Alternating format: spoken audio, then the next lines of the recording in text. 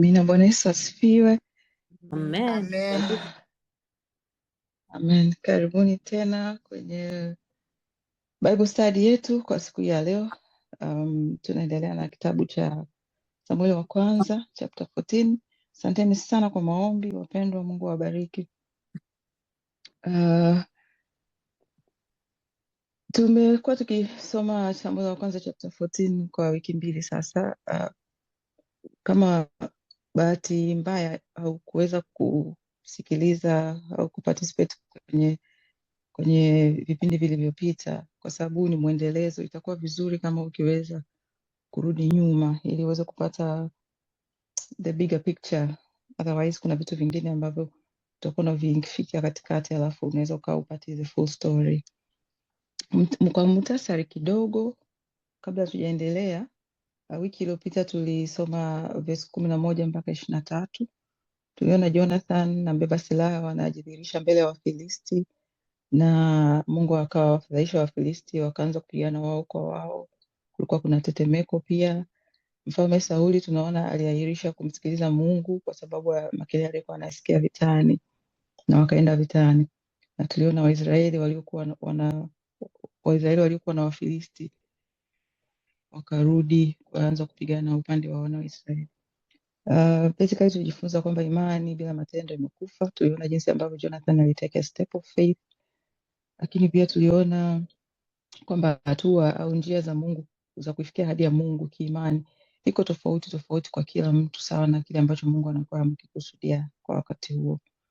Na tuliona umuhimu wa kumsikia Mungu kibinafsi, na discuss baadhi ya makelele ambayo yanatufanya tusimsikie Mungu, na kusimama kwa mtu mmoja katika imani thabiti kwa Mungu kunaweza kurejesha wengine ambao walikuwa hawajasimama at that time. Mstari tulioishia ule wa 23 ulisema hivyo Bwana akawaokoa Israeli siku ile na vita vikapita mbele karibu na Beth-Aveni. Leo tutafanya mstari, nilikuwa nimefikiri ninaweza kwenda mpaka 52, lakini tutaishia mstari wa 35. Tutafanya 24 mpaka 35. Kwa neema ya Mungu tutamalizia next week.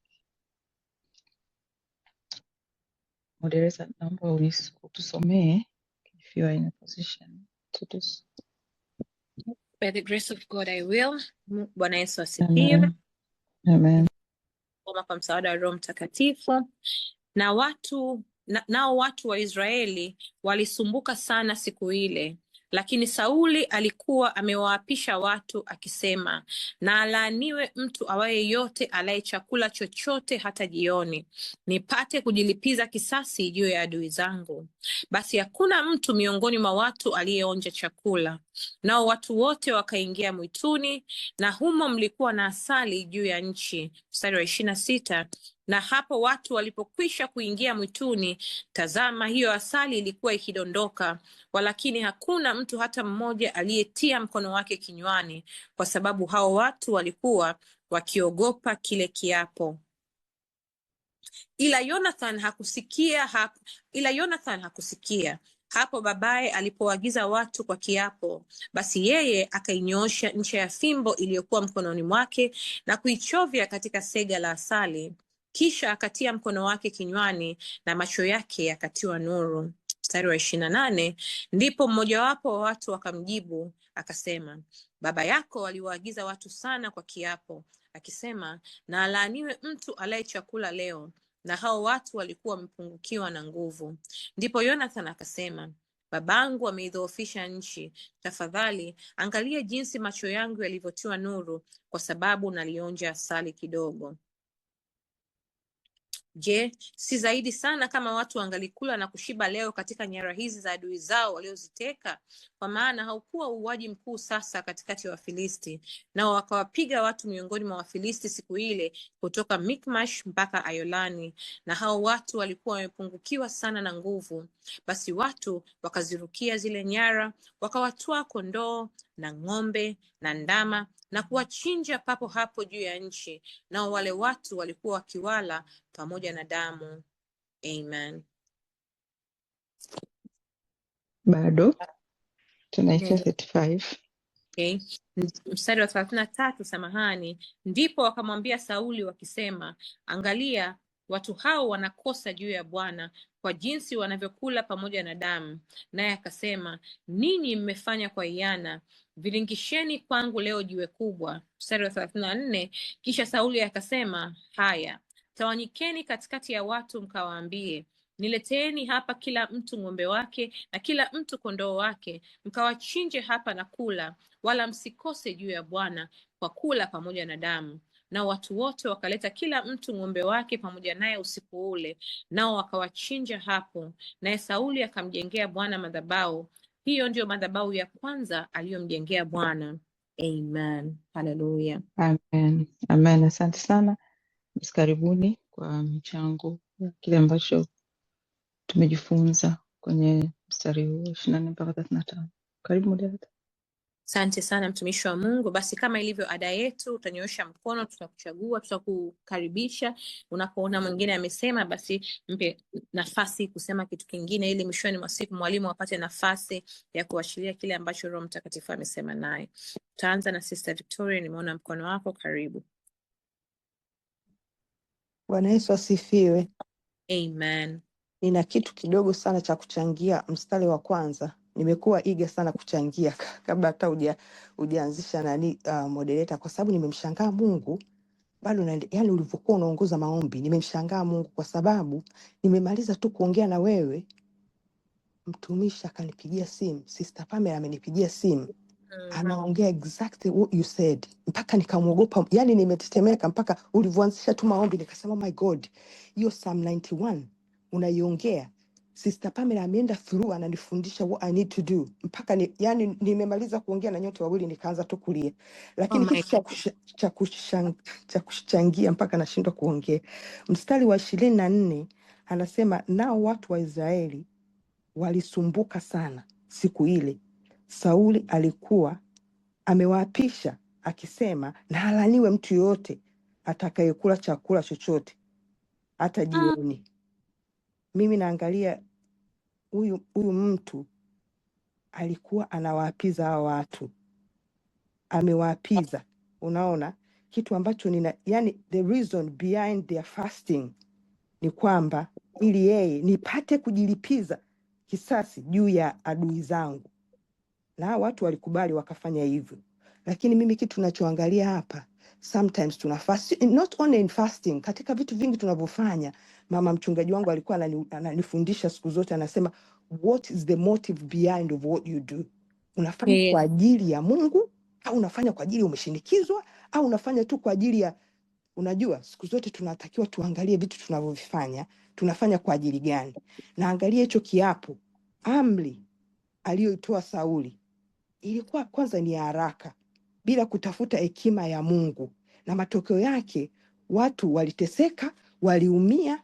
Unaona, ni kwa sababu ya kitu ambacho alikuwa amekipanga yeye bila kutafuta hekima ya Mungu, au watu wakaumizwa, si ndio? Na mimi nasema Mungu akatusaidie hata tukiwa katika position zile ambazo sio kuon watu, lakini tuko yani ni viongozi, especially katika mambo ya kiroho, tusipende kujihesabia haki. Mtumishi wa Mungu alikuwa ananifundisha leo asubuhi, tusipende kujihesabia haki, na hiyo kitu imenigusa.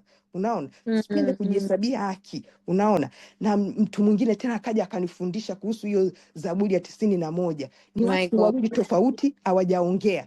Huyu anaongelea familia yangu ya hapa, huyu anaongelea familia yangu ya Tanzania, lakini wote wanaongelea rehema. Katika kutafuta kuongelea hiyo rehema, nikaenda katika nimekuwa nikiomba, lakini nikaingia katika Ecclesiastes, sijuagi kuongea hilo neno. Mhubiri 5:2 anasema, usiseme maneno ya ujinga kwa kinywa chako, wala moyo wako usiwe na haraka kunena mbele za Mungu, kwa maana Mungu yuko mbinguni na wewe upo chini. Kwa hiyo maneno yako na yawe machache. Ni kitu ambacho mimi namuogopa. Ngoja niachie hapo. Mungu atusaidie. Haleluya. Haleluya. Asante Roho Mtakatifu. By the mouths of two, Mungu ana confirm neno lake.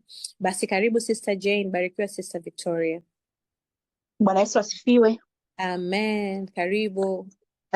Asante. Nitaka tu nichangie kidogo, niongezee hapo kwa dada Victoria. yani kujua tunapofanya kazi ya Mungu ni kueneza ufalme wake na kuinua. Lakini sasa hichi ambacho dada Victoria amekiongea ni kipo, yani mimi najaribu kuongelea katika maisha tunayoishi kwa sasa hivi. Muda huu unaweza ukakuta kwamba kuna viongozi wetu wa dini, umeelewa, kuna muda wanakuwa wana vitu ambavyo vimebeba ubinafsi wao, umeona na kuna watu wanalia kwamba unakuta kwamba amemwamini kiongozi na kiongozi anachosema mwingine anamfuatisha. Tunajua kuna watu wamelia, wamepoteza nyumba zao, wamepoteza mashamba, lakini kisa ni yani kwamba kwa sababu kuna swala kutii viongozi, si ndio? Lakini anamtii kiongozi, lakini nyuma ya kiongozi amebeba ubinafsi, umeona Kwa hiyo anapobeba ubinafsi, mara nyingi watu wanapata mateso, umeona. Sitaki niongee sana kwa sababu ni kipindi ambacho tunashare kwenye social media, lakini ukweli lazima tuweke wazi. Unapoona mtu analia amepoteza nyumba yake kanisani, so bad, umeona. Unakuta mtu analia amepoteza lake wapi huko, umenielewa, baba mafao yake yote amepoteza kanisani. So kwa yeye alikuwa na nia kwamba kwa ajili ya kumsikiliza kumsikiliza mtumishi, lakini mtumishi ya nyuma yake amebeba ubinafsi. Kwa hiyo naomba na sisi Mungu atusaidie na tukawe wahubiri, kwa sababu kuna watu wengine wamekosa maarifa, ndio maana unakuta kwamba kila kitu wanachokaa wanatii. Na tumejifunza kitu kimoja hapa, hao walitii kwa sababu Mungu na sisi anatufundisha utii, na mbali na kile kiapo alichokitii ndani yake kilibeba hofu. Kubeba hofu kwamba waliogopa ile laana, na ndio maana walikosa hata nguvu ya kwenda kupigana, umeona Kwa hiyo sasa mimi najitoa kwenye maisha yetu tunaishi sasa hivi, kuna watu wako makanisani lakini wana hofu. Nikiongelea hofu hata kwa viongozi wetu wa serikali, viongozi wa dini, wamebebeshwa hofu. Imetoka wapi? Kwa anayewaongoza. Kwa hiyo tumuombe Mungu atusaidie sana, ili kama tunapokuwa tutakuwa kiongozi au hata viongozi waliopo tuwaombee.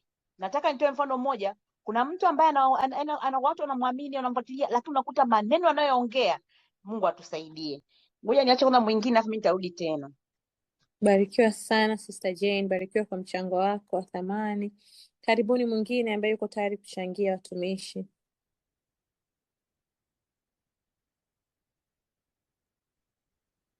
Bwana Yesu asifiwe. Amen. Karibu mtumishi wa Mungu.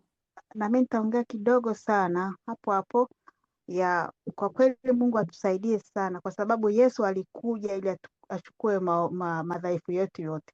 Sasa kwa kuogopa tusifuate wanavyoogopa, sisi tumfuate Yesu aliyekuja kuchukua madhaifu yetu yote. Hakuna kuogopa. Hata kwenye Isaya huko kwa inasijui Isaya 60 ngapi inasema msiogope kwa sababu mimi niko pamoja na nyinyi. Lakini sasa hawa wametii baada ya kumtii Mungu. Sitaki kurudia sana, lakini Yesu amekuja kwa niaba yetu sisi. Tumsikilize Yesu, tumtii Yesu.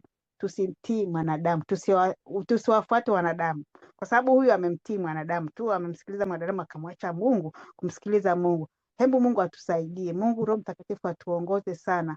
Tu stick na Yesu ambaye Bwana Mungu alimtoa yeye ili akatufia pale msalabani ili achukue madhaifu yetu yote, na kikubwa zaidi wasiompokea Yesu wampokee ili wakae ndani ya Yesu. Amen. Amen. Wasiompokea Yesu wampokee ili wakae ndani yake. Barikiwa sana Sister Lea. Mwingine karibuni. Sister Rebecca, sijakusikia leo, mtumishi wa Mungu.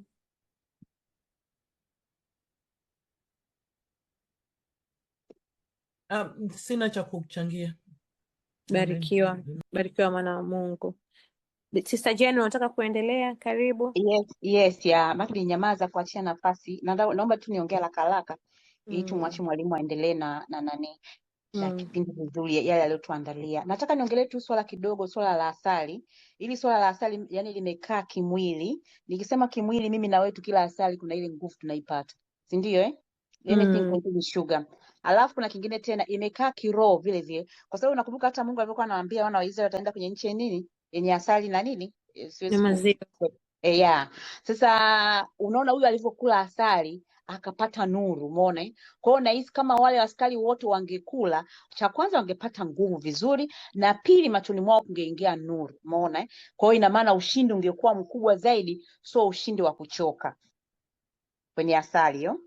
La pili kwenye damu. Damu ni uhai, si ndio Kwa watu ambao umepita kwenye deliverance, ambao kuna makabila ambao wanacheza sana na damu, umeelewa, kwenye yani damu wanacheza nayo sana, labda kwenye kutambika au kwenye vitu vyao, unaona kwamba kuna kazi kubwa sana. Kwa hiyo hii kitendo cha kula damu ilikuwa is no matter about Sauli, ilikuwa kumkosea Mungu, umeona na hata sisi wenyewe vitu vyote vinaoongozana kwa kwenye kuchinja, kumwagaji wa damu sio kizuri, si ndio? Kwa sababu hata hao watu wanaoenda huko kwa waganga wanaofanya nini, yani utakuta hivyo, leta kuku tuchinje, wewe tufanye nini? Kwa hiyo kuna siri kubwa kwenye damu, umeona. Na hili ambayo nimemalizia tu kwamba damu ni uhai. Na kingine kimenifurahisha, Sauli pamoja alikuwa mkosaji, alikumbuka kutengeneza madhabahu, kwa sababu ile damu ambayo ilikuwa walivyokula na ile damu mbichi, alikumbuka upesi kumjengea Bwana madhabahu na kutoa zile sadaka. Na imeonyesha hapa ndio ilikuwa mara ya kwanza Sauli kufanya nini?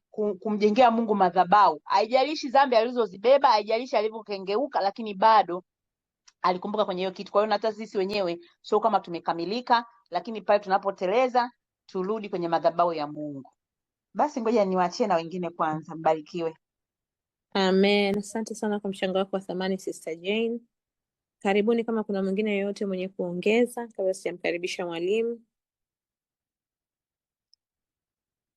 Sister Pam, sijakusikia.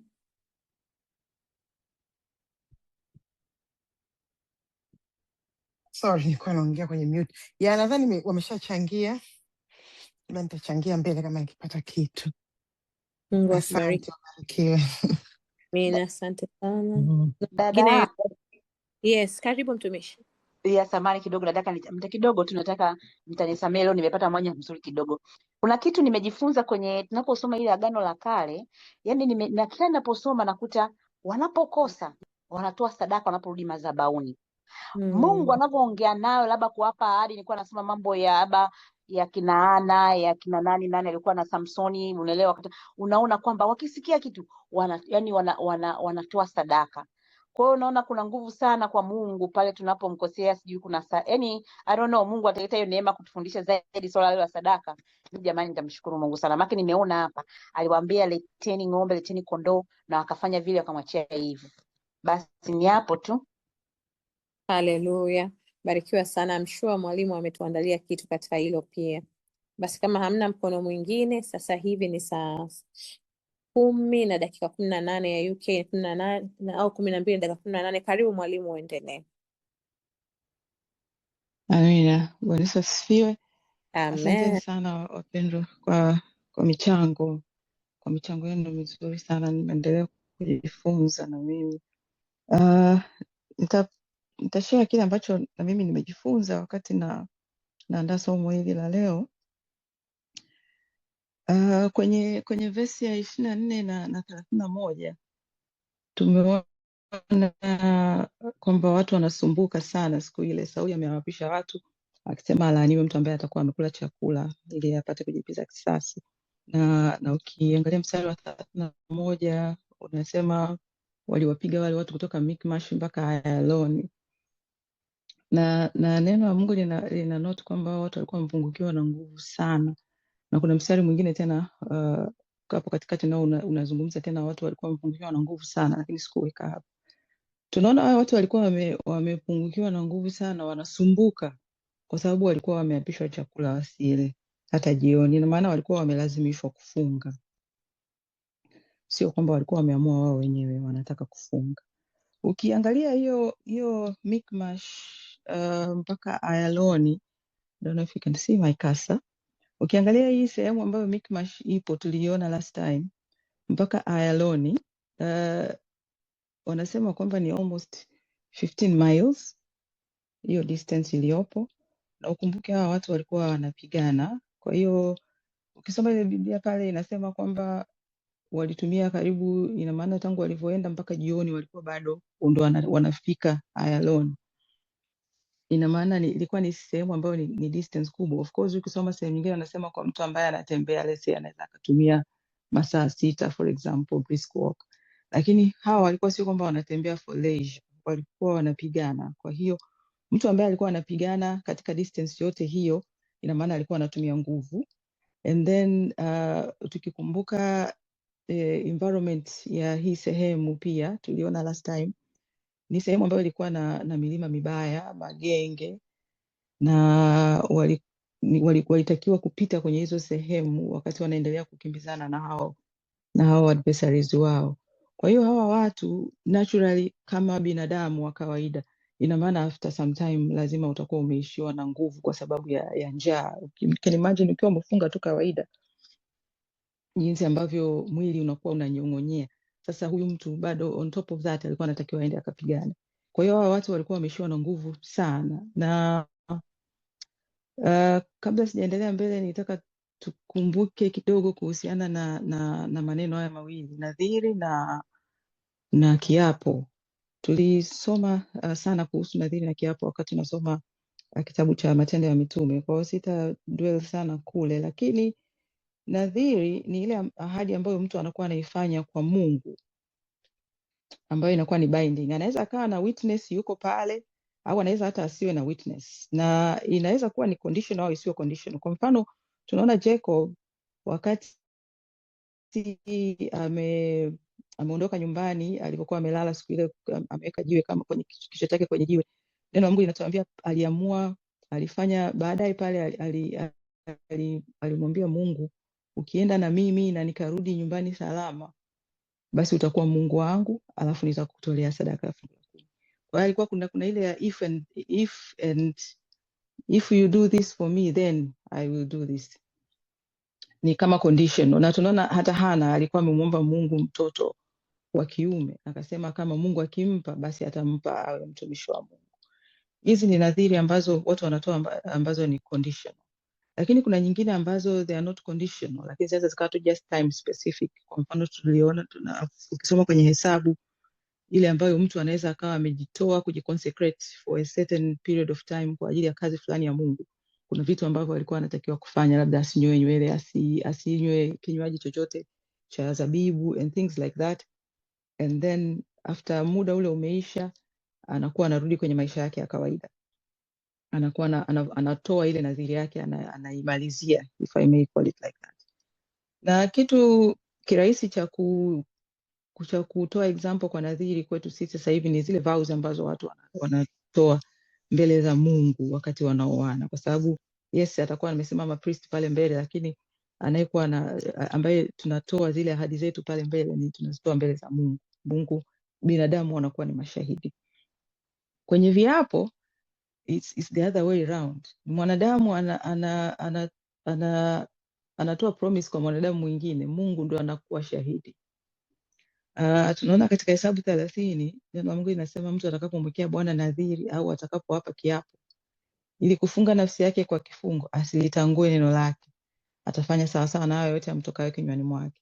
Kwa hiyo kuna liwe ya kusema unaweza ukalitangua, lakini usipolitangua unatakiwa ulifanye sawa sawa na hayo yote ambayo anakuwa ametoka kwenye kinywa chako.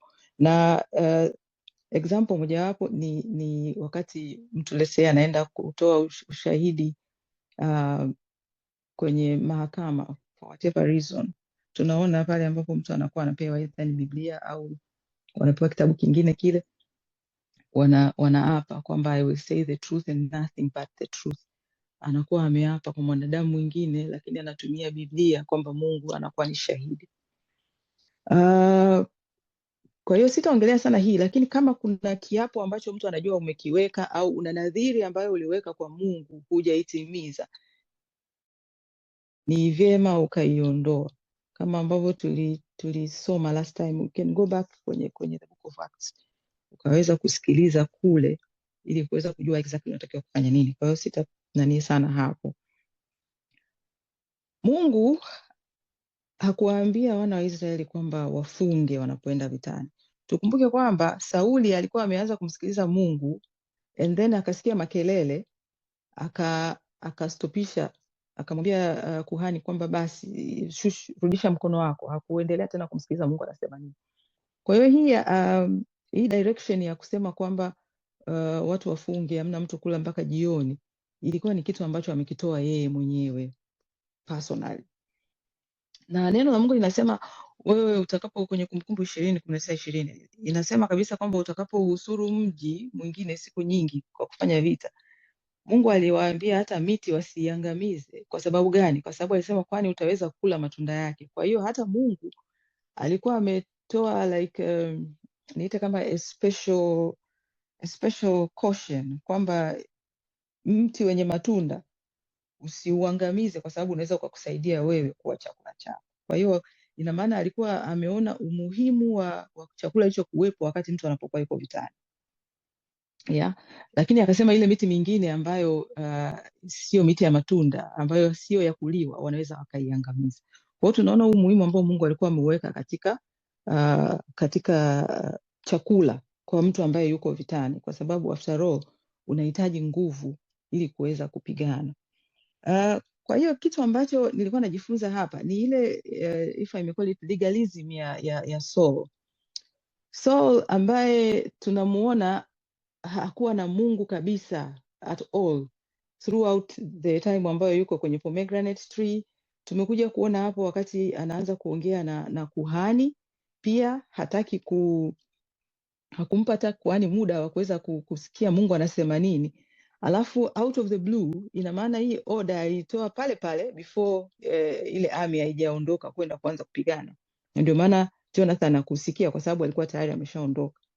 Kwa hiyo tunaona anatumia fasting kama kitu ambacho anafikiri kinaweza sijui niseme kama kinaweza kaupinda mkono wa Mungu, kwamba if I fast basi nina assurance ya kwamba ninaweza kupata ushindi, naweza kujilipiza kisasi. Na kama ambavyo tumeona ukiangalia tu kwa juu utaona fasting ni jambo zuri, kwa sababu ukiangalia kiroho unaweza kusema fasting ni kitu kizuri. Kwa hiyo ukiangalia kwa juu unaweza kuona ni kitu ambacho ni chema alikuwa anafanya kuambia wale watu, lakini the motive behind ambayo nafikiri dada Victoria ameizungumzia, the motive behind, yeye alikuwa anataka apate ushindi. Tena ushindi wenyewe anasema nijilipize kisasi juu yangu yeye, yani yeye adui zake yeye amewapersonalize au amewaita ni adui zake yeye. Na kwa hiyo nia aliyokuwa nayo ilikuwa ni ya ubinafsi, ni motive aliyokuwa nayo ilikuwa ni ya kibinafsi, na akatumia fasting as a way ya kufanya kwamba even though I am not right with God, lakini nikifunga Mungu nitakuwa kama vile nimemkunja mkono wake, lazima anifanyie hiki kitu. I don't know if naieleza vizuri hapa. Na because of that ni vizuri sana na sisi kujitathmini tunavyokuwa tunafanya vitu mbalimbali ambavyo niite kama viko associated na Christian faith. Ni kitu gani kwanza, kwa mfano tukizungumzia kufunga, ni kitu gani kinakuwa kinakusukuma mtu kufunga? Je, ni matatizo? Unavyotaka kusoma neno la Mungu, unatafuta kusoma neno la Mungu, au unavyotaka kumtumikia Mungu, unapotafuta labda kuwa na wakati wa faraga na Mungu, ni kitu gani kinachokuwa kinakusukuma? Inawezekana kinachokusukuma ni ile sheria ya kwamba unajua kwamba Mungu alisema tufunge, basi na mimi ngoja nifunge. Unafunga ili uonekane kwa watu kwamba you are fasting, ili watu waweze kusema yule mtu bwana ni mtu wa kiroho sana. Au unafunga kwa sababu umekosa muda, sasa unasema leo najiona niko mbali sana na Mungu. Bwana Yesu, I miss you so much. Ngoja leo sitaki chips mayai wala ubwabwa maharage. I'm going to be spending time with you. Nikusikie unaniambia nini, hatujaongea siku nyingi. Yani trying to get that more time ya kumsikia Mungu vizuri. Kwa hiyo ni vizuri sana tukajiangalia, otherwise tunaweza tukajikuta tunafanya vitu sio kwa sababu tunataka tuwe karibu na Mungu au tumfahamu Mungu, tumsikie anasema nini, lakini kumbe tunafanya ili tuweze kupata like macho ya watu yatuone kwamba what we are doing is fine, au tunafikiri kwamba a certain act can twist God's heart ili aweze kufanya kile ambacho sisi tunataka, even though before that tulikuwa hatuko sawa na Mungu, na hata sasa hatuko sawa na Mungu. Na ni rahisi sana kuwa tuna force some things on people, kama tunaona hapa Saul ambavyo ame force hawa watu kufunga. Ameiongelea tena dada Victoria. Sometimes tunaweza tukawa tunalazimisha watu wafanye vitu, well they might be called spiritual, lakini inawezekana hata kwenye ofisi tu za kawaida, inawezekana kuna vitu ambavyo unafanya kusukuma watu wafanye ukiwa una your own hidden agendas inside. Kwa hiyo sometimes hata kumbe hata yale matendo yetu ambayo tunayafanya na vitu ambavyo tunaweza tukawa tuna reinforce on people, tunaweza tukawa tuna bad motive behind ambayo ni kwa ajili ya sisi for our own egos na kwa ajili ya sisi kujulikana, labda we are more spiritual. Kwa hiyo hata na hawa nikiwaambia wafanye hiki, the outcome will be good, na mimi jina langu litaonekana ni mtu ambaye ninatembea na Mungu, ni mtu ambaye ninamtumikia Mungu and things like that, ambayo ni kitu ambacho hakiko sawa mbele za Mungu. Kwa hiyo Mungu atusaidie sana kuweza kusogea mbele zake tukiwa tuna right motives. Marko 7 mstari wa 6 na 8, neno la Mungu linatuambia, akawaambia, Isaya alitabiri vema juu yenu ninyi wanafiki, kama ilivyoandikwa, watu hawa huniheshimu kwa midomo, ila mioyo yao iko mbali nami, nao wananiabudu bure, wakifundisha mafundisho yaliyo maagizo ya wanadamu. Ninyi mwaiacha amri ya Mungu na kuyashika mapokeo ya wanadamu. Ni rahisi sana kuweza kutoka kwenye what is right before God na kuanza kudwell kwenye vitu ambavyo ni vya kibinadamu sana. Kwa Mungu atusaidie ili tuweze kufuata kile ambacho kiko sahihi mbele zake, na once you know umetoka, ni vyema ukarudi mapema na kuomba toba and do what is right before him. Motive nimeshaiongelea. Ukisoma Mathayo 23 yote, Mungu alikuwa anaongea kuhusiana na Mafarisayo na waandishi ambao hata na sisi tunaweza tukafollow humo. Nimechukua mistari tu miwili, but if you can read all of it tutajifunza sana. Neno la Mungu linasema, ole wenu waandishi na Mafarisayo wanafiki, kwa kuwa mnawafungia watu ufalme wa mbinguni, ninyi wenyewe hamuingii, wala wanaoingia hamuachi waingie. Mstari wa 15 unasema, ole wenu waandishi na Mafarisayo wanafiki, kwa kuwa mnazunguka katika bahari na nchi kavu ili kumfanya mtu mmoja kuwa mwongofu, na akisha kufanyika mnamfanya kuwa mwana wa jehanamu mara 2 zaidi kuliko ninyi wenyewe. Wakati na tafakari hili neno, hii habari ya kitu alichokifanya Saul, Mungu akawa ananisemesha kuhusiana na hii habari ya kwamba sometimes tunaweza tukafikiri tunafundisha watu labda kitu fulani, kumbe tunawaongezea mizigo. Sio kwamba tunawafundisha ili wakapata kumjua Mungu, kumbe hata yale ambayo tunawafundisha tunawaongezea tu mizigo if you are not careful, kwa sababu ya yale ambayo wanaona kwenye maisha yetu. Ni kama vile tumeweka yale mambo kwamba ndio kitu ambacho kinamfanya Mungu atupende sisi, which is not true, kwa sababu sisi tunaokolewa bure kwa neema. Tunawaambiaje watu yale ambayo Mungu kwa neema yake anakuwa ametufunulia tukayajua? Na kitu ambacho Mungu alikuwa ananisemesha sana ni hichi ya kwamba wokovu ni bure. Mara nyingi watu wakituangalia walokole na sometimes the way we conduct ourselves, tunakuwa kama ni watu ambao tuko very judgmental, ni watu ambao tuna point fingers sana. Kwa hiyo unakuta mtu akiangalia anaona kama mimi siwezi kuokoka kwa sababu I am not like fulani.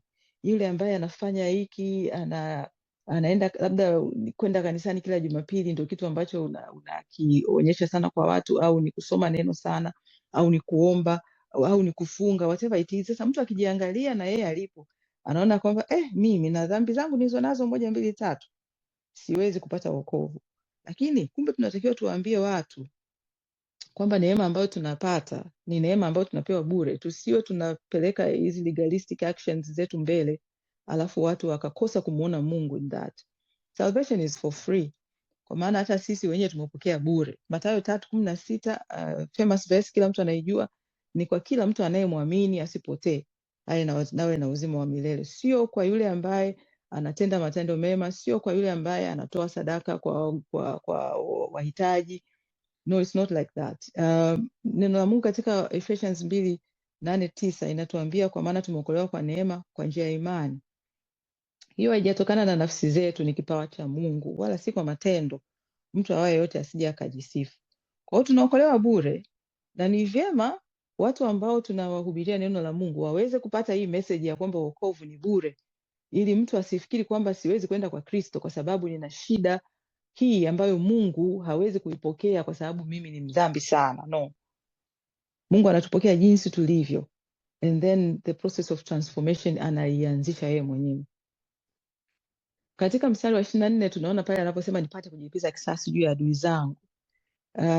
Kuna ubinafsi na kiburi ambacho kinajionyesha kwa Saul. Tukikumbuka wakati Saul anaanza kuongea na Samuel, alikuwa na unyenyekevu fulani hivi ambao baada ya pale sasa tunauona unaendelea kupotea. Jinsi ambao tunaendelea kusoma unazidi kupotea. Tunaona ubinafsi, tunaona kiburi. Hawa watu yeye anasema anajilipiza kisasi yeye juu ya adui zake. Yeye amewapersonalize wale ni wa kwake. Wakati Samueli anaongea wakati Mungu anaongea na Samueli, alimwambia katika 1 Samuel 9:16, alimwambia kesho wakati huu nitakuletea mtu kutoka nchi ya Benyamini, nawe umtie mafuta ili awe mkuu juu ya watu wangu Israeli, naye ataokoa watu wangu na mikono ya Wafilisti, maana nimewaangalia watu wangu kwa sababu kilio chao kimenifikiria.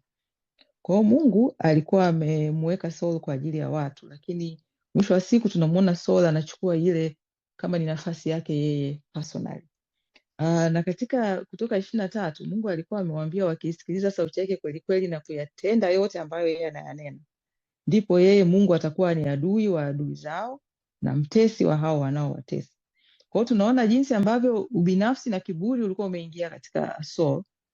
Amekuwa amesahau hata position yake, nao wanajiona kwamba wale sasa ni adui za kwake yeye, which means ina maana hata wale watu wanaona kama taifa analiona kama ni la kwake, so yuko responsible. Wakati kumbe angejua kama yeye ile nafasi ambayo amejiweka, yes Mungu amemweka kwa kiongozi, lakini hakumweka kujifanya kwamba yeye wale watu ni wa kwake na wale adui ni wa kwake. Mungu aliwaita wale ni adui zake. So sometimes kumbe tunataka kujilipiza kisasi kwa kitu ambacho kumbe tungemkabidhi Mungu, kwamba Bwana Yesu, hii vita ulisema kwamba tusijilipize kisasi bali tuipishe ghadhabu yako Mungu, wewe mwenyewe utamalizia, kisasi ni juu yako. Romans 12:19. Tunajiingiza kwenye matatizo zaidi, alafu Mungu anakuwa hayupo kupigana na wewe kwa sababu tayari umeshajipa wewe hiyo nafasi ambayo ideally ulitakiwa umpe Mungu, kwamba Mungu, naomba hii vita ni ya kwako, ulisema utajilipizia kisasi na kuachia, alafu ukae uangalie jinsi ambavyo Mungu anaenda kukuokoa. Lakini kumbe tunajisahau, tunaingia kwenye nafasi ambazo sio za kwetu.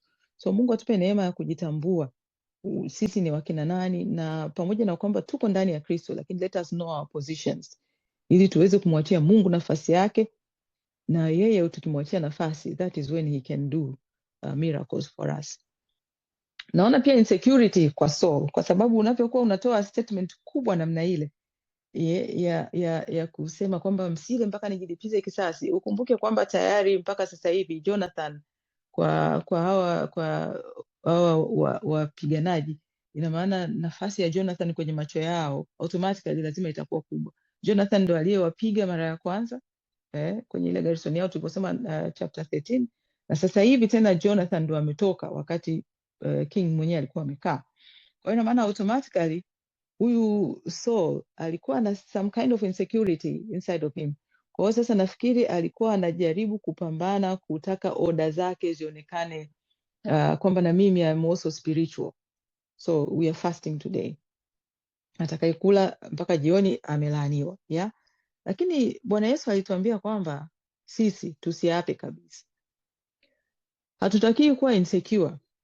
When we are in Christ, neno lako linatakiwa liwe so trustworthy kiasi kwamba ukisema ndio ni ndio, ukisema sio sio. You don't need to say anything more than that.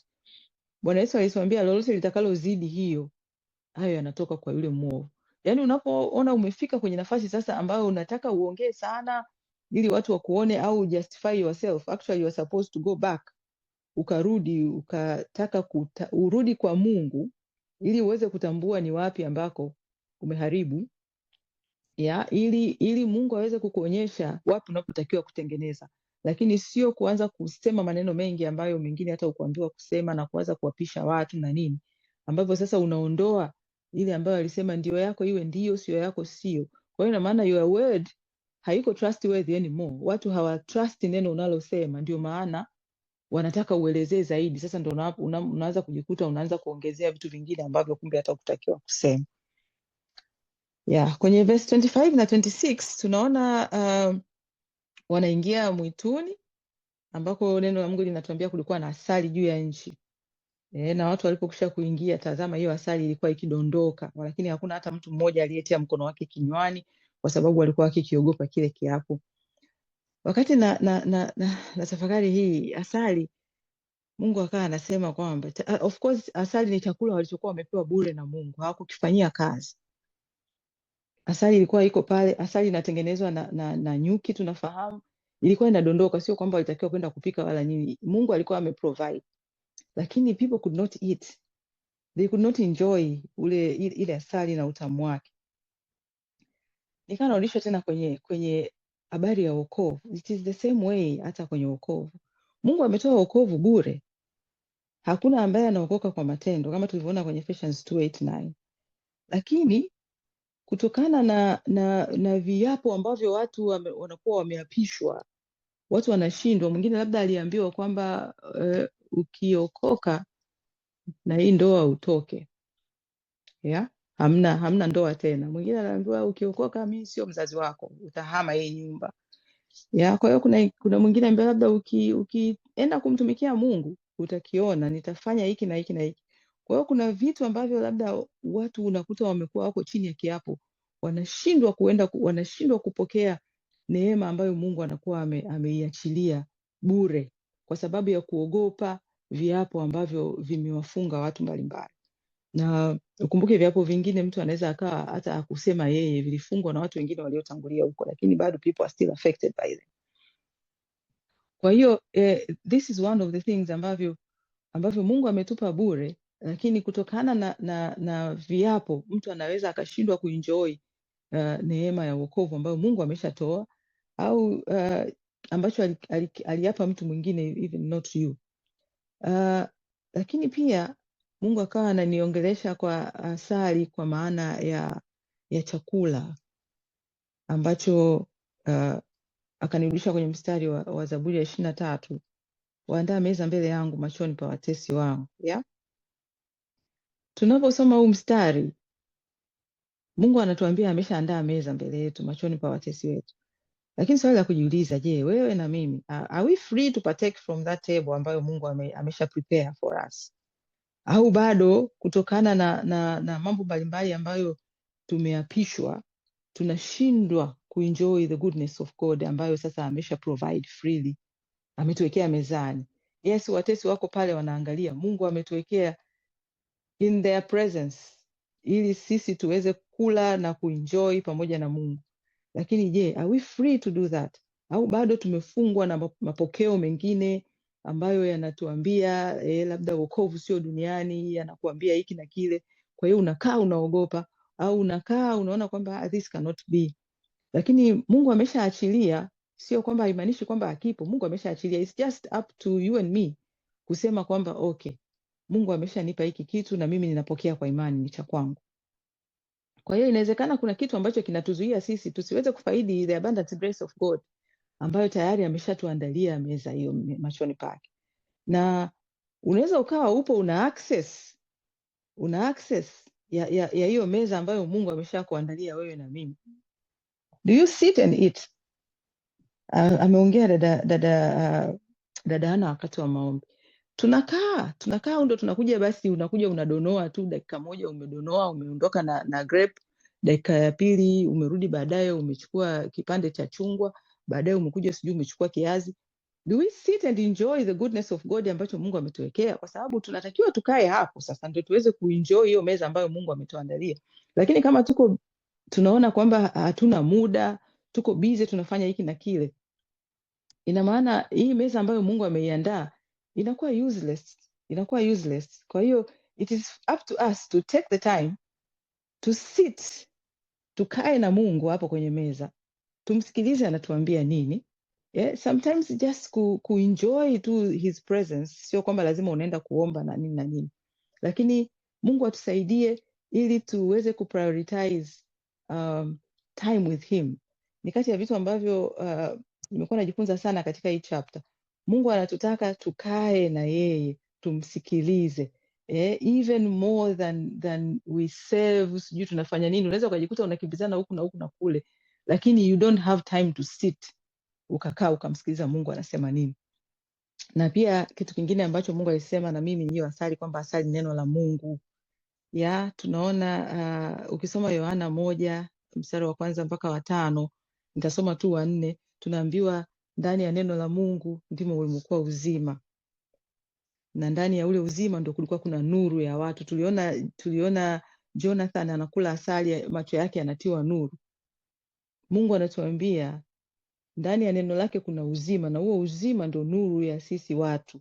Hiyo nuru ndio inaweza kung'aa gizani, giza haliwezi. Kwa hiyo usipolijua neno utakaa gizani. Utalijuaje neno kama you don't even have time ya kukaa kwenye hiyo meza ambayo Mungu amekuandalia ukapata kujua anataka kukwambia nini? Ina maana bado inarudi pale pale tena kwa sisi kuweza kupata muda na Mungu, kukaa kumsikiliza Mungu anatuambia nini. Katika Ephesians 1:18 Mtume Paulo alikuwa anawaombea Waefeso, ambalo ni ombi hata kwetu sisi, kwamba macho ya mioyo yetu yatiwe nuru, tulijue tumaini la mwito wake jinsi lilivyo, tujue utajiri wa utukufu wa urithi wa Mungu katika watakatifu jinsi ulivyo. Sasa kama macho yetu yatiwe nuru, na tunaona kwamba nuru inatoka kwenye neno la Mungu, if we don't have time ya sisi wenyewe personally kukaa kumtafuta Mungu, kutaka kumsikia Mungu anasema nini, ina maana hii itabakia kuwa ni ombi ambalo you are supposed to take a step. Ukae sasa wewe ujifunze Mungu anasema nini, kwa sababu alishatupa neno lake. Lakini tunaweza tukakaa tunaomba tu macho yetu yatiwe nuru, lakini kumbe ile nuru yenyewe hatutaki kutake time kutaka kujifunza kutoka kwenye neno lake ambalo ndo kuna uzima wenye nuru. Alafu tukapata kutiwa hiyo nuru, sasa tukajua hilo tumaini la mwito wake, tukajua huo utajiri wa utukufu wa urithi wake katika watakatifu Yesu ulivyo. Mtunga Zaburi alikuwa ana compare neno la Mungu kwenye Zaburi 19:10b, akasema zile hukumu zake, akasema ni tamu kuliko asali. Kwa hiyo ni tamu kuliko hata hiyo asali ambayo tunaona Jonathan anakula hapa, anaenjoy, inampa nuru, kuliko sega la asali. Kwenye Zaburi ya 119 mstari wa 103 anasema mausia yako ni matamu sana kwangu kupita asali kinywani mwangu. Basi tumuombe Mungu atupe hiyo neema ya kwamba atupe kuliona neno lake kuwa tamu kuliko hata hiyo asali, kiasi kwamba ukikaa ukifikiria tu ule utamu wake, yani you just want to have some more and you cannot stay away. Na kitu kingine ambacho Mungu alikuwa ananikumbusha hapa, kwamba we are responsible kuwaonjesha wengine hii asali ambayo sisi sasa tumeionja. Kwa sababu wewe na mimi tuko hapa saa hizi ni kwa sababu tumeshaonja hii asali, tumeona utamu wa neno la Mungu, tumeona utamu wa kumjua Mungu. Basi tuendelee kuwaonjesha wengine ambao hawajaionja hii asali, au wameionja lakini hawajaionja vizuri wakapata kuenjoy wakataka kurudi tena. Hii ni kazi yangu mimi na wewe, ni wito wangu mimi na wewe kushare neno la Mungu na watu wengine, ili na wenyewe waweze kuonja hii asali na kuweza kumtafuta Mungu sasa personal. Kwenye verse 20 mpaka 30, 27 mpaka 30 tunaona Jonathan pamoja na kusema macho yake yalitiwa nuru, watu walikuwa wamepungukiwa na nguvu, alisema baba yake ameifadhaisha nchi. Akaona jinsi ambavyo yeye alivyoonja asali kidogo, macho akatiwa nuru, akasema si zaidi sana kama watu wangalikula na kushiba leo katika nyara hizi za adui zao walizoziteka, kwa maana haukuwa uwaji mkuu sasa katikati ya Wafilisti. Yani ule uwaji ambao Mungu alikuwa ameufanya alipokuwa Jonathan na mshika silaha zake ulikuwa ni mkubwa sana, kiasi kwamba watu hao wengine walivyokuja, kama wote wangekuwa in the same pace, basi ungekuwa ni uwaji mkuu sana. Lakini anasema kwa maana haukuwa uwaji mkuu sasa katikati ya Wafilisti. Kwa hiyo watu hao walikuwa wameishiwa nguvu sana, kiasi kwamba hata walikuwa hawajaweza kupigana to that level ambayo wangekuwa they were expected to, wangekuwa wamekula vizuri wakashiba. Nimependa authenticity ya Jonathan. Ameweza kuongea kweli dhidi ya baba yake, ambacho sometimes unakuta watu we cannot do, especially tunavyokuwa tuko affiliated na mtu, hata kama tunaona mapungufu sometimes unajikuta tunanyamaza. Lakini Jonathan aliweza kuongea kweli dhidi ya baba yake, na kitu ambacho nimekipenda ni kwamba ametambua majira na nyakati. Saul alikuwa hakutambua hilo, either ni kutokana na ile pride aliyokuwa nayo, lakini hakutambua majira na nyakati. Hii ilikuwa siku ya kufunga, haikuwa siku ya kufunga.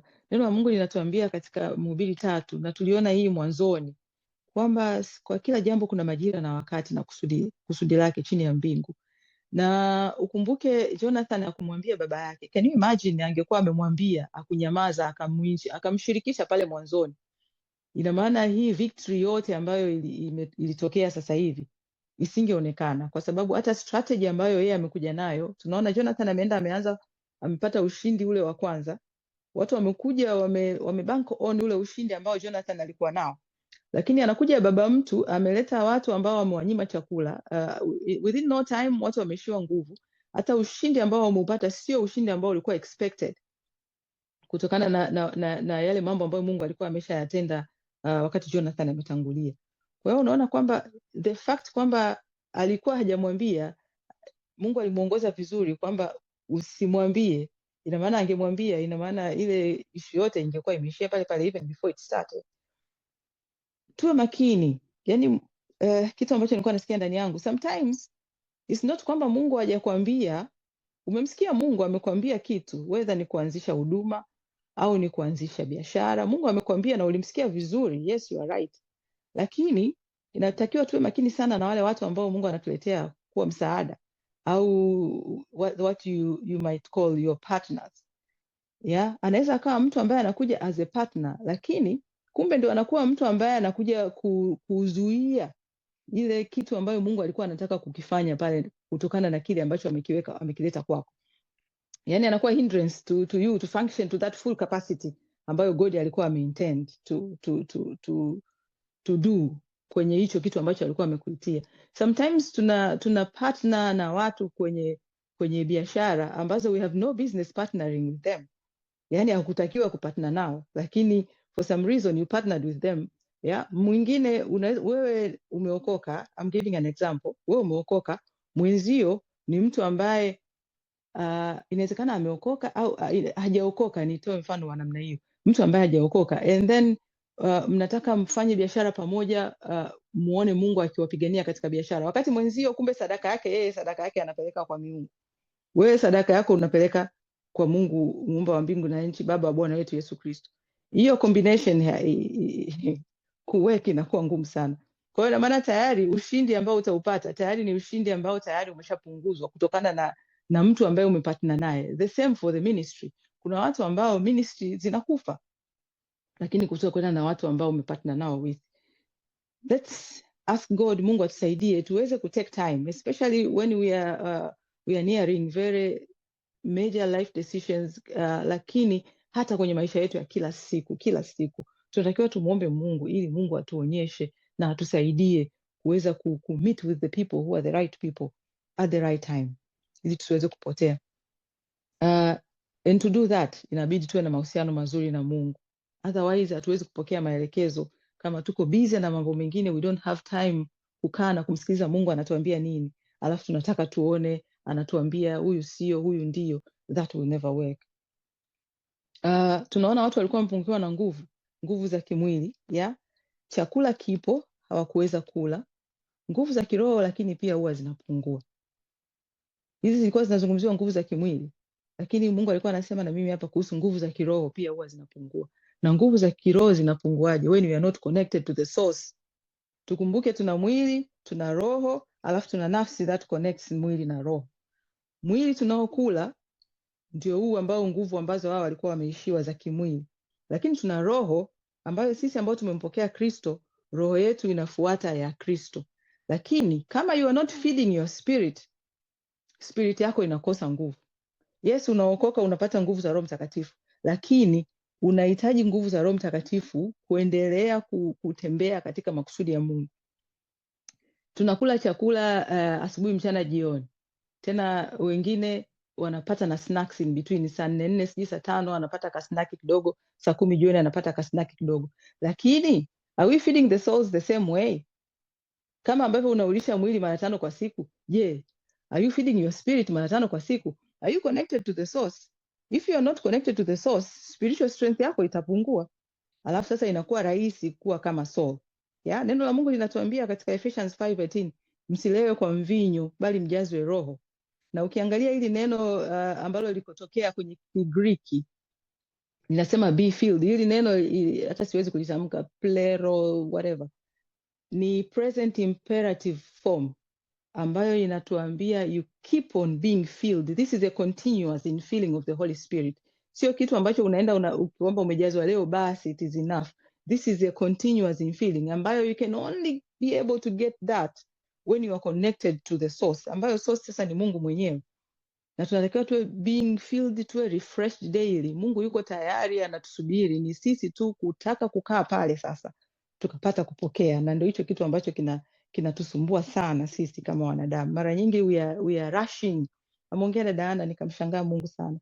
We are rushing, we are always busy, yani tunataka tuende tu dakika 2 nimefika Bwana Yesu nina shida 1 2 3 naomba bla bla, alafu huyo unaondoka. You don't even have time to listen. Mungu atusaidie sana ili tuweze kutenga muda mzuri kwa ajili ya Mungu na kumsikiliza anatuambia nini. Tuwe refreshed. Sometimes sio hata kwenda kuomba, just be there, be in his presence, ili Mungu aweze kukujaza zaidi na zaidi, ukaweza kutoka na kutembea katika ushindi. Verse 31 to 35, dada Ana naomba kama dakika 3. Naomba I think another 10 minutes in total together with this one, yeah, 13. Sawa sawa. Watumishi, Bwana asifiwe. Once again, tunaomba uvumilivu wenu at least for the next 15 minutes tuweze kumaliza portion yetu ya leo. Mungu awabariki tunavyoendelea kumtumikia. Karibu mtumishi wenu. Amina, asante. Katika mstari wa 31 na 32 tunaona watu wamepewa nguvu again, neno la Mungu linarudia tena lakini baada ya pale ina maana sasa muda wa jioni ulivyofika, neno la Mungu linasema wale watu walikuwa wakila walichinja wale ng'ombe, kondoo, ndama, wakala pamoja na damu. Ameizungumzia nafikiri Sister Jane. Tunaona watu wanamkosea Mungu hapa sababu ya njaa. Yaani walimuogopa zaidi mwanadamu Sauli, lakini hawakumuogopa Mungu kama ambavyo walimuogopa Sauli. Mungu aliwaambia katika Walawi 17, kusoma mstari wa 10 mpaka 18, lakini nitasoma hii michache. Aliwaambia kwamba kisha mtu yote awaye yote wa nyumba ya Israeli au miongoni mwa hao wageni wakao kati yao atakayekula damu ya aina yoyote, Mungu alisema nitakunja uso wangu juu ya mtu huyo na atamkatilia mbali, kwa kuwa uhai wa mwili ukakauka katika hiyo damu. Kwa hiyo walikuwa wanatakiwa wa drain as much as possible kabla hawajala. Sasa tunaona watu wanakula pamoja na damu. Kwa nini? Kutokana na kile kiapo ambacho walikifanya kule, wakawa na njaa, wana act vibaya huku baadaye. Katika Acts 15:28 tunaona wakati neno la Mungu linaanza kwenda kwa Gentiles, kuna watu ambao walifika kule Jews wakawa wanawaletea mambo ya sheria, na one of the things ambavyo baadaye mitume walikaa pamoja na viongozi wengine wakaamua kupeleka ujumbe. Tunasoma katika Acts 15:28, aliwaambia hivi: kwa maana ilimpendeza Roho Mtakatifu na sisi tusiwatwike mzigo ila hayo yaliyo ya lazima. Lakini 29 akasema, yaani mjiepushe na vitu vilivyotolewa sadaka kwa sanamu na damu na nyama zilizosongolewa na uasherati. Mkijizuia na hayo mtafanya vema, wasalamu. Sitaongelea sana hii kwa sababu tulidiscuss sana kwenye Acts 15. Kwa hiyo kama ukitaka kulisikiliza pia unaweza ukarudi kule, lakini niliseme hapa kwa sababu mtu asije akasema tu hii ilikuwa ni habari ya Agano la Kale. Hapana. Hata kwenye Agano Jipya tulikumbushwa tena sadaka zilizotolewa, kujiepusha na vitu vilivyotolewa sadaka kwa sanamu na damu na nyama zilizosongolewa, of course, na uasherati. Jinsi hawa watu ambavyo walimuogopa mwanadamu kuliko kumuogopa Mungu inatukumbusha hata sisi binadamu. Mara nyingi unakuta tunaogopaga macho ya watu zaidi kuliko kumuogopa Mungu, kwa sababu machoni kwetu si Mungu hatumuoni, lakini tunamuona mwanadamu ambaye macho yake tunayaona yale pale ananiangalia. Kwa hiyo unakuta mtu anaogopa kufanya kitu fulani kibaya kwa sababu anamuogopa mwanadamu anamwangalia. Kwa sababu Mungu hatumuoni kwa macho yetu ya kibinadamu, tunafanya mambo mabaya mbele za Mungu wakati tunawaheshimu zaidi wanadamu, badala ya tulitakiwa tumheshimu zaidi Mungu kuliko wanadamu. Kwa hiyo ni kitu ambacho Mungu, yani tumuombe Mungu atusaidie tuweze kutembea naye, na kiasi kwamba unajua the presence of God is with you. You don't need someone to be looking at you kuweza kufanya kitu ambacho ni sahihi mbele za Mungu.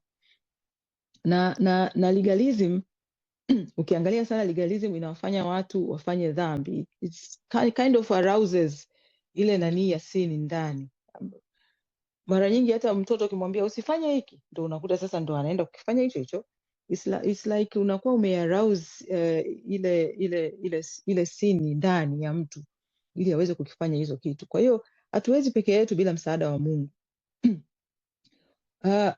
Romans 7:14 mpaka 28 imeongelea hili sana, na ukisoma naona ni ndefu kwa sababu ya muda, lakini nitasoma mstari wa 22 na mpaka mwisho mpaka 25. Nasema, kwa maana naifurahia sheria ya Mungu kwa utu wa ndani, lakini katika viungo vyangu naona sheria iliyo mbali inapigana na ile sheria ya akili zangu na kunifanya mateka wa ile sheria ya dhambi iliyo katika viungo vyangu.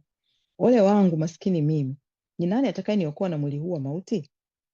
Mstari wa 25 nasema, namshukuru Mungu kwa Yesu Kristo Bwana wetu. Basi kama ni hivyo, mimi mwenyewe kwa akili zangu naitumikia sheria ya Mungu, bali kwa mwili wangu sheria ya dhambi. Kwa hiyo hiki ni kitu ambacho kwa nguvu zetu za kibinadamu hatuwezi. Tunahitaji nguvu ya Mungu. Na ndio maana tunapokuwa tumepata neema tukamkubali Kristo kama Bwana na Mwokozi, neno la Mungu linatuambia kwamba anatia sheria zake mioyoni mwetu na katika nia zetu anakuwa ameziandika. Inakuwa sio sisi tena ambao tuna struggle, kwa sababu ni Mungu anafanya kazi ndani yetu, lakini tunatakiwa kuendelea kukaa katika uwepo wa Mungu. Yohana 15:4 mpaka 5. Sitana uliisema tena hii. Yaani Mungu alikuwa ananikumbusha kwamba if we don't remain, kwa sababu kuna English version inasema to remain in him and him in us. Tukae ndani ya Kristo na Kristo ndani yetu, kwa sababu bila Mungu sisi hatuwezi kufanya kitu chochote. Yaani hakuna mtu ambaye anaweza akasema mimi ninaweza kusimama nikafanya 1 2 3 kwa nguvu zangu mimi mwenyewe. Tunamhitaji Mungu, na you cannot do that if you don't want to remain, kukaa ndani ya Mungu na yeye ndani yake, ambayo sasa ina maana to find that time ya kuweza kupata muda mzuri na Mungu becomes really essential. Otherwise, kama ndio hivyo ya kufika unachukua dakika 2 3 umekimbia, inakuwa ngumu sana, kwa sababu unaweza sasa ndio unajikuta unafanya kwa nguvu zako za kibinadamu. Ni rahisi sana kutoka nje ya mahusiano ya karibu na Mungu tusipokuwa intentional. Yaani tunatakiwa kuwa intentional kwamba mimi nitahakikisha Mungu anisaidie kama hiki na hiki na hiki, nijiwekee muda kwamba nitaanza na Mungu before I do anything else. Nianze na Mungu. Kama unajua ratiba yako ni ngumu sana, kwamba ukishaamka kuna hiki, basi set some time aside ambayo ni before you start running, ili uweze kupata muda mzuri na Mungu. Na whatever little time you get huko katikati, badala ya kukaa sitaki kurudia tena tuliyoongea last week, unakaa una scroll unaangalia social media for 2 hours. Find time with God kwanza, kabla hujafika kuja kuanza kufanya hayo mambo mengine. Yani we need to be intentional, otherwise tutakuwa tunasoma alafu tunarudi pale pale tunazunguka hivi. We are not going anywhere. Verse 33 na 34 natuambia Sauli anawaambia wale watu kwamba ninyi mmefanya kwa hiana. Alafu akawaambia wavingirishe jiwe ili waje wachinje pale. Tunaona jinsi ambavyo ana transfer hii blame. Angekuwa hana arrogance, angekaa akajitafakari, akajua kwamba aliyesababisha actually ni yeye, kwa sababu aliwafanya hao watu waende kupigana katika njaa throughout the whole day mpaka jioni, mpaka wakafikia kipindi ambacho sasa walikuwa wamezidiwa sana mpaka wakaanza kula nyama ambayo ni mbichi na ina damu. Angeweza kujitafakari, angegundua kwamba shida ni mimi, lakini ilikuwa rahisi kwake kutransfer the blame to somebody else. And this is what happens to us as human beings. Mara nyingi yani tunahitaji rehema sana ya Mungu kuweza kujitambua kwamba hili kosa ni mimi nimelifanya na kuomba toba, alafu kuweza kutafuta msaada. Mungu anatuambia katika Mathayo 7:5 ni unafiki. Tunatakiwa tutoe kwanza boriti iliyo katika jicho lako, ndipo tunaweza kutoa kibanzi cha mtu mwingine. Kwa hiyo Mungu atusaidie ili tuweze kujitambua tuliko fall, tusikose moyo wa toba, tukumbuke ni wapi ambako tumeanguka, alafu tutubu tukayafanya matendo ya kwanza, kwa sababu Mungu anasema katika Ufunuo 2:5 tusipofanya hivyo anakuja kwetu naye atakiondoa kile kinara katika mahali pake tusipotubu.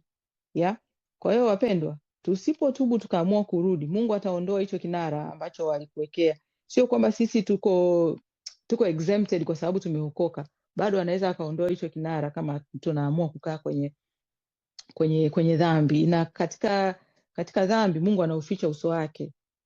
Mungu anauficha uso wake. Na anatuambia katika Isaya 59:2, Mungu anauficha uso wake katika dhambi hata tusimuone. Kwa hiyo kuna vitu vingine kumbe hatumuoni Mungu kwa sababu kuna dhambi ambayo iko pale ambayo tunatakiwa tuitubie. Jikumbuka ulikoanguka, go repent, fanya hayo unayotakiwa kuyafanya. Mungu anasamehe na kusahau. Jinsi mashariki hivyo mbali na magharibi ndivyo ambavyo ameweka dhambi zetu mbali nasi. He starts afresh with you. Kwa hiyo tujitambue, tuweze kukumbuka tulikoanguka na kurudi. Verse 35 tunaona Sauli anamjengea Bwana madhabahu. Na neno la Mungu linatuambia hii ni madhabahu ya kwanza aliyomjengea. Kwa nini alijenga madhabahu?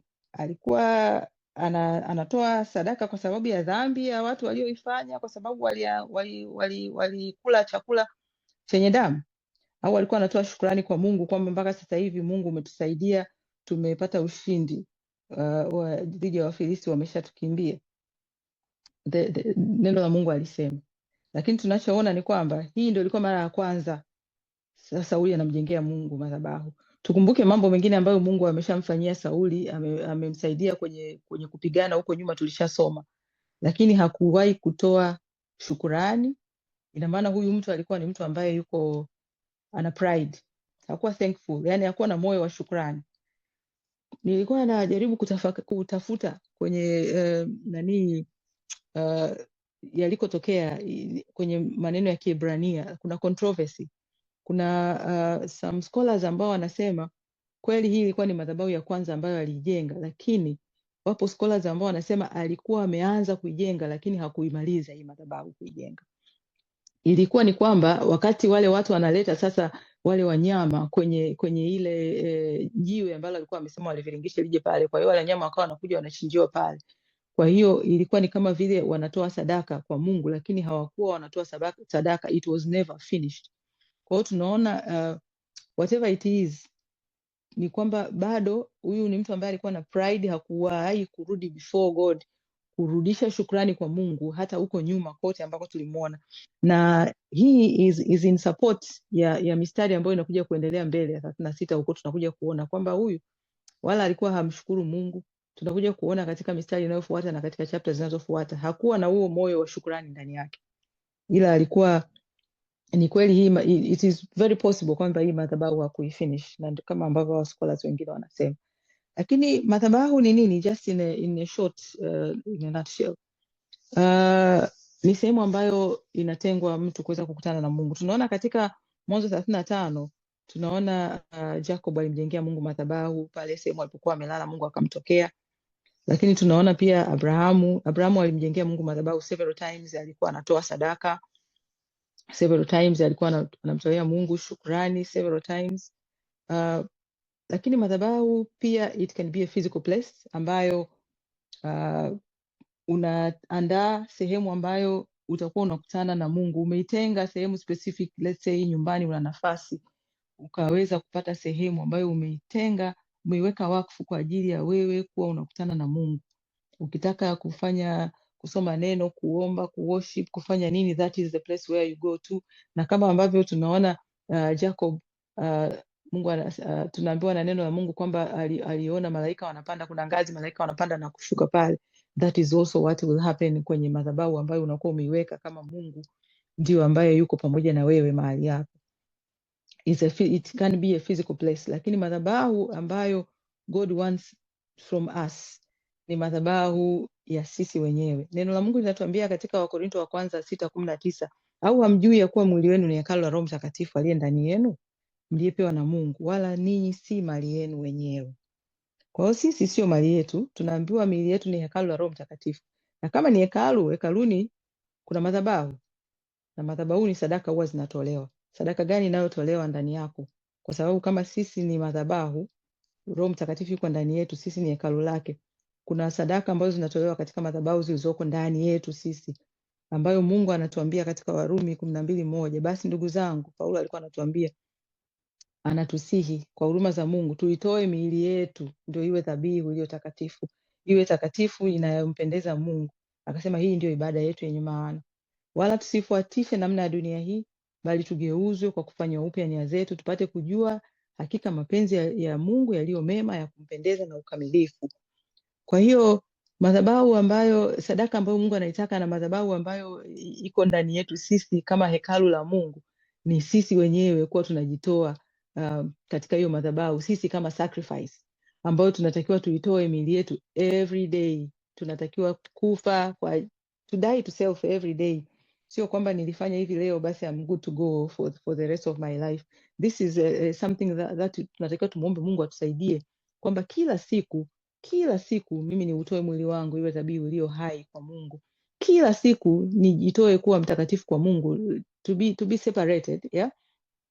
Kutokana tusifuatishe namna ya dunia hii, tuwe separated from the world, tumpendeze Mungu kila siku. Hiyo ndio tunaambiwa ndio ibada yetu yenye maana. Na anayetusaidia ni Mungu mwenyewe ambaye anatugeuza anazifanya upya nia zetu. Zile nia ambazo zilikuwa ziko contrary to the will of God, Mungu anabadilisha yeye mwenyewe. Lakini atafanya hivyo if you remain, kama unaendelea kumtafuta Mungu na kuabide in him. Neno la Mungu linatuambia katika Wagalatia 2:20, tumesulubiwa pamoja na Kristo. Ingawaje tuko hai, lakini sio sisi tena, bali ni Kristo ambaye anaishi ndani yetu. Na nasema na uhai nilionao sasa katika mwili ninao katika imani ya mwana wa Mungu ambaye alinipenda akajitoa nafsi yake kwa ajili yangu. So once we know that it is no longer us who lives, then ukajua kwamba natakiwa kufa kila siku, to die to myself daily, kwa sababu tayari Kristo alishasulubiwa na sisi tumefufuka pamoja naye. Kwa hiyo anatakiwa kuonekana ndani yetu ni Kristo. Kwa hiyo ina maana automatically mwili wetu umetolewa kuwa dhabihu. But mwili kwa sababu wenyewe hauendi mbinguni, Mwalimu Mwakasege anasema tena hauna hata plani za kwenda mbinguni. You need to die to self every day, otherwise mwili utatushinda. Na mwili ukikushinda, ina maana automatically ndio haya sasa mambo mengine ya kidunia yanapata nafasi zaidi kwenye maisha yetu. Amina. Mimi kwa leo naomba niishie hapo. Mungu atusaidie ili tuweze kuliishi neno lake. Amen. Amen. Haleluya, haleluya. Mungu akubariki sana mtumishi. Mungu akubariki sana. Nami nitaongeza uliposema Amen. pia Amen. neno lako, au hautujui kuwa mwili yetu ni hekalu la Roho Mtakatifu. Mungu atusaidie kama ulivyotufundisha mwalimu wa zamu kwamba tujifunze kudai daily. Not sure if it's the right word, lakini kila siku kumfia Kristo, kila siku, maana Biblia inasema sio sisi tunaishi, bali tuishi ndani ya Kristo naye ndani yetu. Mungu atusaidie. Na mafunuo ya ajabu sana. Ukipata kibali naomba usikilize tena. Ukipata kibali, mwana wa Mungu, please endelea kusambaza hii Injili. Kristo yuko malangoni zaidi ya vile unavyoweza kufikiri. Najua wote tuna chupa za mafuta, lakini itakapofika ile siku, baadhi yetu, Mungu atusaidie, tutakuwa tuna chupa lakini hazina mafuta. Ingawa tuna chupa, ina maana tumeokoka. Bwana atusaidie.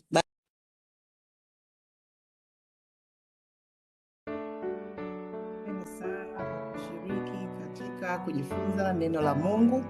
Mpendwa, kama utapenda kumpokea Yesu awe Bwana na Mwokozi wa maisha yako, na kukaribisha uombe sala ifuatayo. Baba wa mbinguni, asante kwa upendo wako na rehema zako, na kujia katika jina la Yesu Kristo. Nakiri kuwa mimi ni mwenye dhambi na naomba msamaha wako. Ninaamini kuwa Yesu Kristo alikufa kwa ajili ya dhambi zangu na akafufuka ili nipate uzima wa milele. Namkubali Yesu Kristo kuwa Bwana na Mwokozi wa maisha yangu. Ingia moyoni mwangu na unifanye upya. nisaidie nikufuate siku zote za maisha yangu. Asante kwa kunipa wokovu kwa neema. Amina.